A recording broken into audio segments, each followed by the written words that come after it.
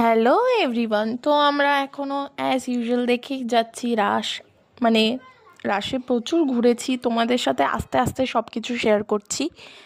এটা শান্তিপুর থানার মোড়ের পুজো। এখানে ভীষণ সুন্দর মেলা হয় এবং এখানে প্রত্যেক বছরই এই ধরনের ছোট ছোট জিনিসপত্র তুলে ধরা হয় চিত্রের মাধ্যমে।